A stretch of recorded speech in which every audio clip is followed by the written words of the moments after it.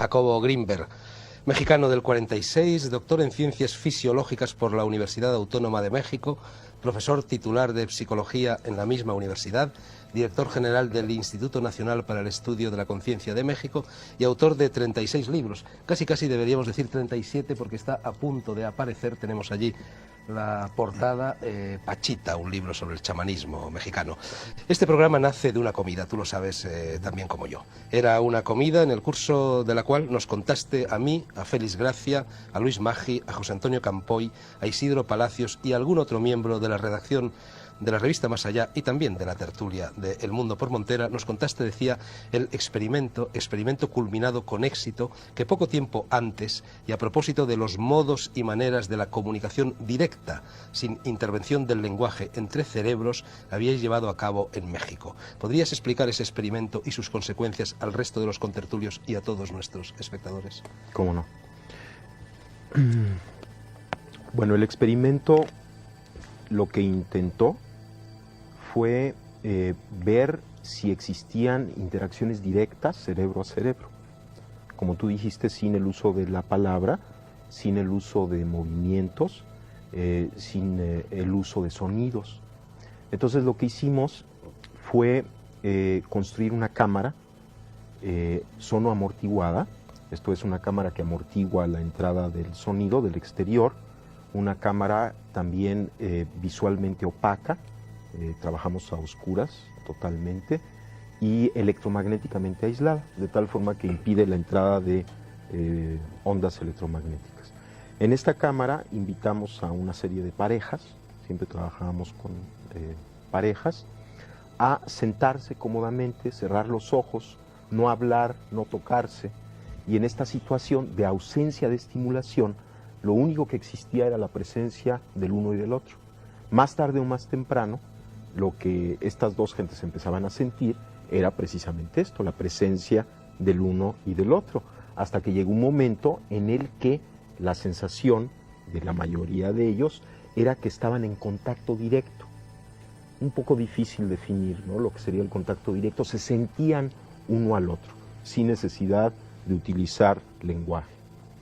En ese momento, uno de los dos fue invitado a pasar a otra cámara que también habíamos construido de antemano con las mismas características. Esto es aislada, sonoamortiguada y electromagnéticamente blindada de la primera, de tal forma, y esto es muy importante, que no había posibilidad de que ondas electromagnéticas pasaran de una cámara a la otra, por lo menos de ciertas frecuencias. En esta situación les invitamos a permanecer en comunicación, o sea, seguir sintiendo la presencia uno del otro.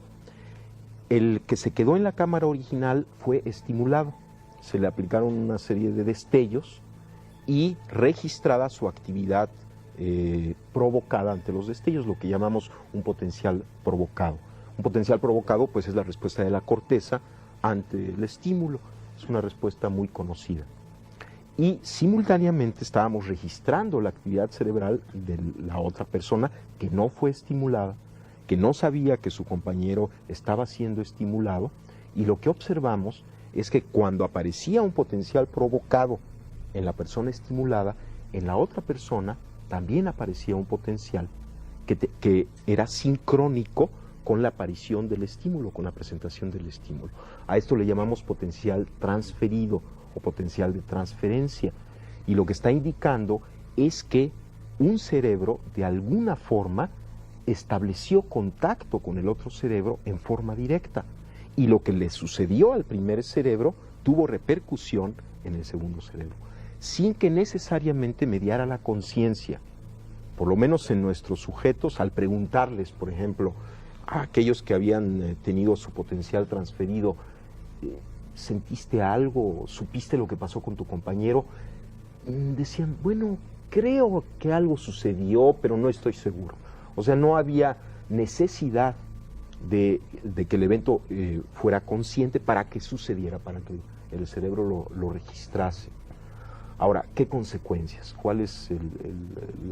Son amplísimas, ¿no? Porque en primer lugar nos está diciendo que el límite de la actividad cerebral no es el cráneo, ni siquiera la estructura cerebral, sino que hay un nivel de actividad cerebral que, por así decirlo, trasciende la misma estructura.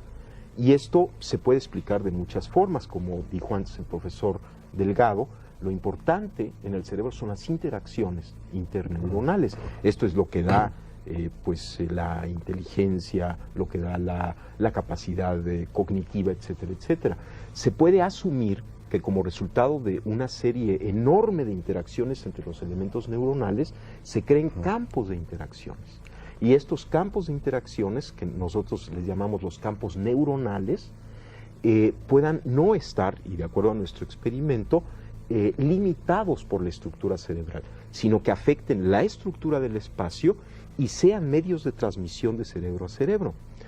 Ahora, esto indica que cada uno de nosotros está interactuando todo el tiempo, sin que lo sepamos, sin que necesariamente tengamos conciencia de ello, entre nosotros. Existen interacciones, de tal forma que así como hay una red de interacciones interneuronales, podemos suponer la existencia de una red de interacciones intercerebrales. Y esto permitiría asumir la posibilidad de la existencia de un organismo que surja de estas interacciones intercerebrales.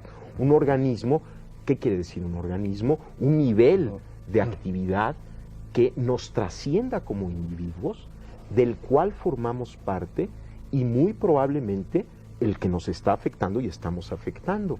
Lo que podría ser quizá la base estructural o fisiológica ya de la nueva fisiología de la conciencia planetaria, de un estado de conciencia que nos incluye, que estamos alimentando continuamente y que definitivamente nos está afectando, porque podríamos decir, bueno, esta red de interacciones intercerebrales, de alguna manera, como muestra el experimento, está afectando nuestra actividad cerebral. Por lo tanto, estamos recibiendo información de esta red. Yo le llamo el hipercampo, por darle un nombre a esta red de interacción. Me da vueltas no la cabeza, sino el cerebro, después de oír de Jacobo, y a ver si consigo moderar el resto del programa.